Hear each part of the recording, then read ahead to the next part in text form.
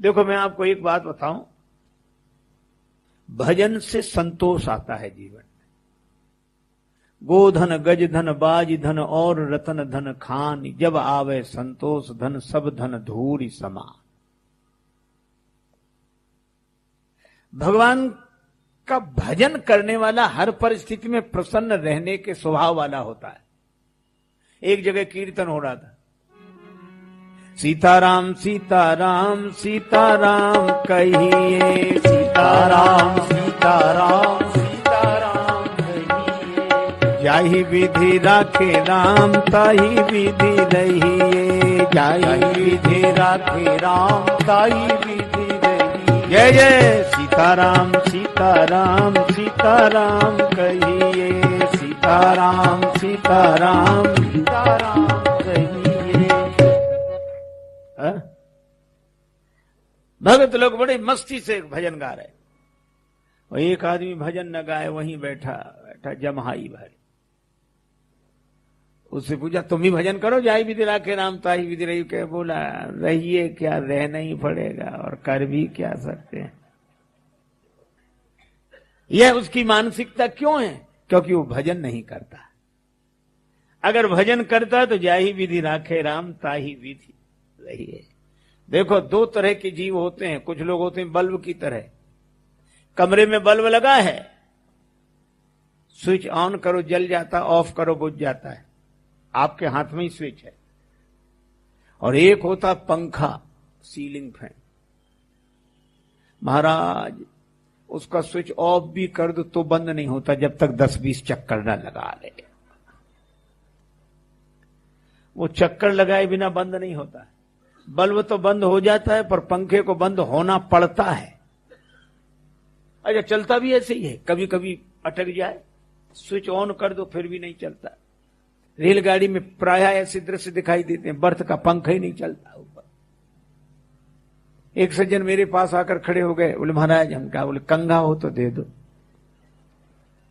तो हमने कहा इधर तो कंघा की जरूरत ही नहीं। और हमने कहा कि तुम्हारे पास भी साफ ही है, कंघा की जरूरत तो है नहीं। बाल के लिए ही तो कंघा की जरूरत पड़ती है, और बाल का बवाल है नहीं। कहने लगा नहीं वो बाल नहीं है, वह बात यह है वो पंखा नहीं चल रहा है। तो कंघा ले जाकर फिर उसके पंखे को ऐसे ऐसे करते हैं, तब जाम पंखा बड़ी मुश्किल से चलता है। तो जो मुश्किल से चले और मुश्किल से बंद हो, तो संसार में जितने देहाभिमानी हैं ये भगवान की इच्छा में अपनी इच्छा नहीं मिलाते। ये मुश्किल से शुरू होते हैं, मुश्किल से बंद होते हैं। और जो भक्त हैं उनकी इच्छा भगवान की इच्छा में मिलाकर वो कहते हैं जाहि विधि राखे राम ताहि विधि रहिए। श्रीमद् भगवत गीता में कहा संतुष्टो येन केन चित्, संतुष्ट है। और देखो मैं आपको बताऊं, संतोष भगवान के भजन से मिलता है। और संतोष है एक, पर 3 शत्रुओं को मिटाता है। 3, एक तो काम को, दूसरा क्रोध को, तीसरे लोभ को। तात 3 अति प्रबल खल, काम क्रोध और लोभ। अच्छा हमारे यहां महापुरुषों के जीवन चरित्र से भी बड़ा सुंदर संदेश मिलता है। एक महात्मा चित्रकूट में रहते हैं, उनका नाम है अत्रि, महर्षि अत्रि। और अत्रि का क्या अर्थ? आ माने नहीं और त्रि माने 3। जिस जीवन में काम क्रोध लोभ ये तीनों न हो वही महात्मा, वही अत्रि। अब ये 3 मिटे कैसे? काम कैसे मिटे, क्रोध कैसे मिटे, लोभ कैसे मिटे? देखो आपने देखा होगा, एक होती तलवार, एक होती कृपान। तलवार वो जिसमें एक तरफ धार हो, और कृपान वो जिसमें दोनों तरफ धार हो। उसका नाम ही है कृपा। न इधर कृपा न उधर कृपा, दोनों ही तरफ धार। अच्छा इधर भी वार करे, इधर भी वार करे, और सामने नोक से वार करे, तो 3 शत्रुओं को पराजित करने वाली ये संतोष ऐसी ही कृपाण है।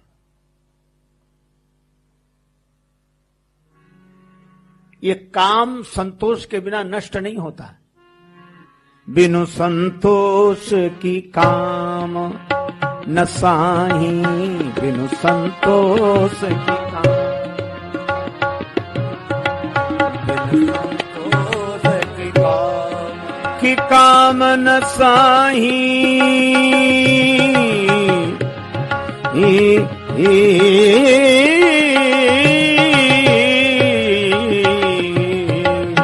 बिनु संतोष की काम,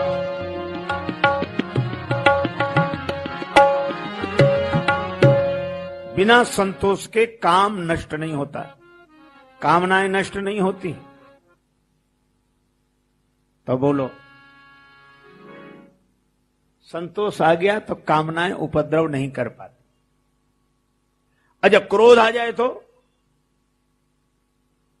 लक्ष्मण जी ने परशुराम जी को क्रोध में देखकर यही तो कहा, नहीं संतोष तो पुनि कछु कहू, नहीं संतोष तो पुनि कछु कहू। जनि रिस रोक दुसह दुख सहू, जनि रिस रोक दुसह दुख सहू। जनि रिस रोक दुसह दुख सहू।